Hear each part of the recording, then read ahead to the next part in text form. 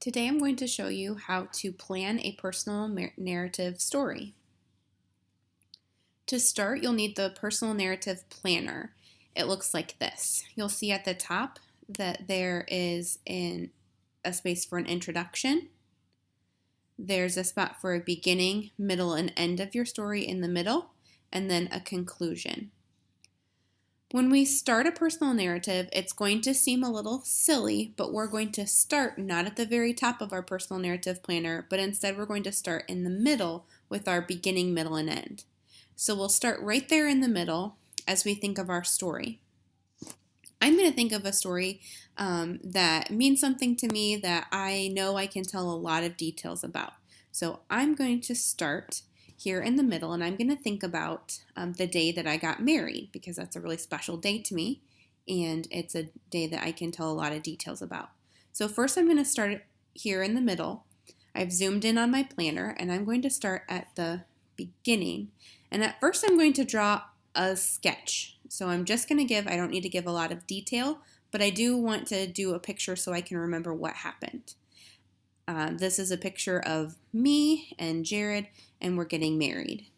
The space below on the lines is where I add some reminders of what I am going to be writing about. So it doesn't have to be a complete sentence yet, but it does need to give me enough detail to remember what I want to write about when I'm ready to write my personal narrative. So I decided that I'm going to write, "We got married," and it's important that it was at a church.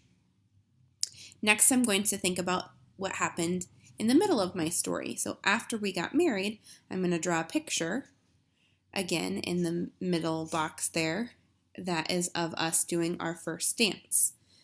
So again, it's going to be a quick picture. It doesn't have to have a lot of detail. It's just something quick to remind me of what I wanted to write about next. After I'm done with my picture, I can add my words. So we did our first dance and ate dinner with family and friends. Now that I've written about my beginning and middle of the story, I can go to the end of my story and what happened at the end.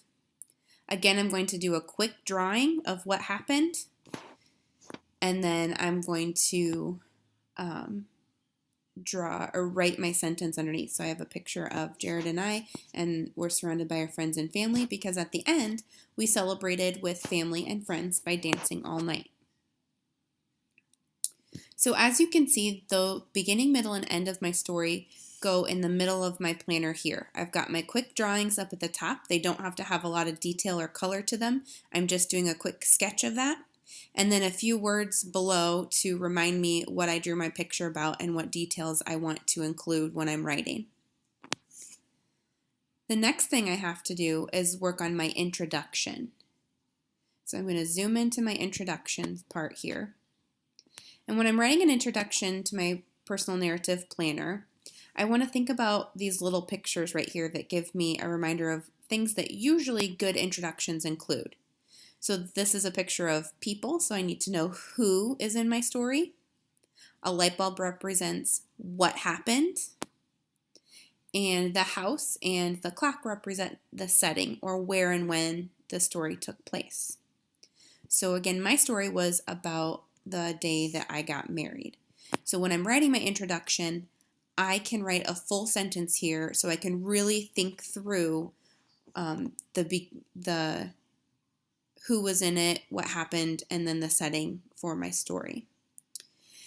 Now, these pictures are there to help you. You don't necessarily always have to include all of them, and you don't have to go in order. So for my introduction, I decided to do, on October 18th, 2014, Jared and I got married at St. Joe's. So if I look at the pictures to kind of remind myself what elements I need in my introduction, I have on October 18th, so that would be the time, 2014, Jared and I is the who, got married is the what, and St. Joe's is where. So I have all of those elements, but I don't have them in order of the pictures. So you can work with them however it makes sense to you and your story. So far in my planner, I have an introduction. I have my beginning, middle, and end with quick sketches and some details about what I want to write about. And then my final part on my planner is going to be my conclusion, which is down at the bottom. I'm going to zoom into the conclusion box. When I'm thinking about my conclusion of my personal narrative, I'm going to think about two things: how it made me feel and what I think about what happened. So this was my wedding day, which was really special to me. So again, I'm going to put a full sentence just like I did in the beginning, but this time I'm going to think about how I felt that day and what I think about the situation or the story that I just told. So my conclusion is, the day we got married was a special day that I will always remember. Now that I have my conclusion, my planner is complete.